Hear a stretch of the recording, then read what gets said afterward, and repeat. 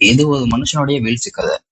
சாதாரண மனுஷனுடைய அறிவை எல்லையை தாண்ட நினைச்ச டாக்டர் ஃபாஸ்டஸோட ஹிஸ்டரி. அறிவும் ஆசையும் எவ்வளவு ஆபத்தானது அப்படின்னு காட்டக்கூடிய பிளே தான் இது.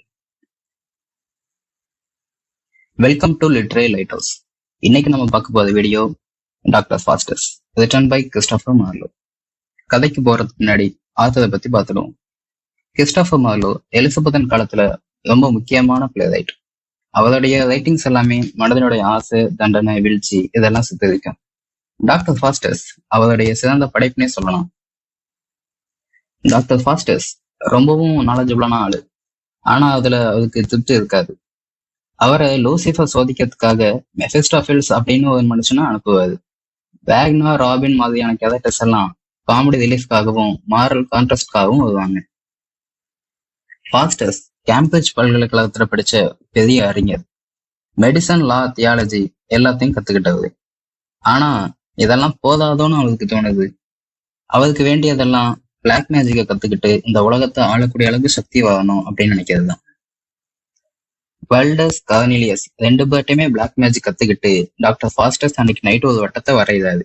அதுல இருந்து மெஃபிஸ்டோபில்ஸ் அப்படின்ற டீமன் கூப்பிடுறாரு. அந்த டீமன் அப்பவே சொன்னிச்சு, இந்த வழியில வராத, இந்த வழி நரகத்துக்கு தான் போகும் அப்படின்னு. ஆனா ஃபாஸ்டஸ் அந்த ரிஸ்க் எனக்கெல்லாம் பெரிய விஷயம் கிடையாது, எனக்கு பவர் கிடைச்சா போதும் அப்படின்னு சொல்றாரு.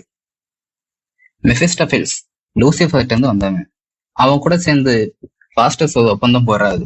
யாரு கூடனா லூசிஃபர் கூட. 24 வருஷம் மெஃபிஸ்டோபில்ஸ் எனக்கு சேவை செய்யட்டும், அதுக்கப்புறம் என்னுடைய ஆன்மாவை நீ எடுத்துக்க அப்படின்னு லூசிஃபர் கூட ஒப்பந்தம் போடுறாரு. அந்த ஒப்பந்தம் எப்படின்னா, தன்னுடைய ரத்தத்தாலேயே கையெழுத்து போட்டு கொடுக்குறாரு. கையெழுத்து போட்டு கொடுக்கும்போது டாக்டர் ஃபாஸ்டஸோட கையில சில லெட்டர்ஸ் தோணுச்சு. அது என்னன்னா ஹோமை ஃபியூஜ் அப்படின்னு. அதுக்கான மீனிங் மனிதனே தப்பி ஓடு அப்படின்னு. ஆனா டாக்டர் ஃபாஸ்டஸ் அதை பத்தி கொஞ்சம் கூட கண்டுக்கவே இல்லை. இப்போ மெஃபிஸ்டோபில்ஸ் டாக்டர் ஃபாஸ்டஸ்க்கு சொந்தமாயிட்டான். ஒரு நிமிஷம் டாக்டர் ஃபாஸ்டஸோட மனசு மாறினாலும் மெஃபிஸ்டோபில்ஸ் அவனை டிஸ்ட்ராக்ட் பண்ணிடுவான். மெஃபிஸ்டோபில்ஸ் லூசிஃபர் கூட சேர்ந்து 7 டெட்லி சின்ஸை உயிரோட காமிப்பான். அது என்னன்னா pride, envy, wrath, lust, gluttony, sloth, greed அப்படின்றது. ஃபாஸ்டஸ் அதெல்லாம் பார்த்துட்டு மயங்கியே போயிட்டாரு. மெஃபிஸ்டோபில்ஸ் அப்படின்ற டீமன் அவன் கூட இருக்கிறதால டாக்டர் ஃபாஸ்டஸ்க்கு நிறையவே மேஜிக் தெரிஞ்சிச்சு. இப்போ டாக்டர் ஃபாஸ்டஸோட பேரு எல்லா இடத்துலயும் பரவிடுச்சு. அவன் ரோமுக்கு போய் போப்பு கூட ஏமாத்திடுவான். போப்போட கண்ணுக்கே தெரியாம சாப்பாட்டை தேடி போப்பை ஸ்லாப் பண்ணிடுவாரு. இது எல்லாமே ஃபாஸ்டஸுக்கு காமெடியா தெரியும். ஆனா அவருடைய உயிர் அங்கே அழிவுல போயிட்டு இருக்கு அப்படின்றத அவர் கொஞ்சம் கூட நினைச்சு பார்க்கல. இப்போ எம்பரர் சார்ல்ஸ் ஃபாஸ்டஸ் கிட்ட கேட்கிறாரு, அலெக்சாண்டர் த கிரேட்டை நான் பார்க்கணும் அப்படின்னு நினைக்கிறேன் அப்படின்னு சொல்லி கேட்கிறாரு. ஃபாஸ்டஸும் தன்னுடைய மேஜிக்கால அதை காமிச்சிடுறாரு. ஒரு நைட் அவரை கேலி பண்ணும்போது டாக்டர் ஃபாஸ்டஸ் அவனுடைய தலையில மானுடைய கொம்பு முளைக்க வைப்பாரு. இப்போ ஃபாஸ்டஸ் நல்லா மேஜிக்ல ஃபேமஸ் ஆயிட்டாரு. அவரை பார்த்துட்டு ராபின், ராஃபே மாதிரியான சின்ன சின்ன மனுஷங்க கூட என்ன பண்ணுவாங்கன்னா மேஜிக்கும் முயற்சி பண்ணி பார்ப்பாங்க. அவங்க பண்றது எல்லாமே நமக்கு காமெடியா தெரிஞ்சாலும் அது சொல்ல வரக்கூடிய மெசேஜ் ஒண்ணுதான், அறிவு தவறான கையில போனுச்சுன்னா அது ஆபத்து தான் அப்படின்றதுதான். அடுத்த சீன்ல டாக்டர் ஃபாஸ்டஸ் ஒரு ஹார்ஸ் கோசெட்டு போய் மாய குதிரையை விற்கிறாரு. அந்த குதிரை நதிக்குள்ள போனதும் ஃபுல்லா மாறிடுச்சு.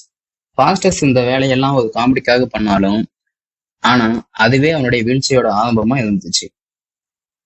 இப்போ அந்த 24 வருஷம் முடிய போகுது. இந்த 24 வருஷமாவும் டாக்டர் ஃபாஸ்டஸ் அவருடைய மேஜிக் ட்ரிக்ஸ் மூலியமா நல்லா ஃபேமஸ் ஆயிட்டாரு.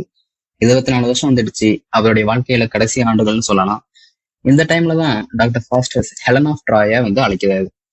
அவளை பார்த்துட்டு அவளுடைய அழகுல மயங்கியே போறாரு. இந்த முகம் தான் அத்தனை சண்டைக்கும் காரணமாயிடுச்சா அப்படின்ற நினைக்கிற அளவுக்கு அந்த பொண்ணு ரொம்ப அழகா இருந்தா, ஹெலன் ஆஃப் ட்ராய்.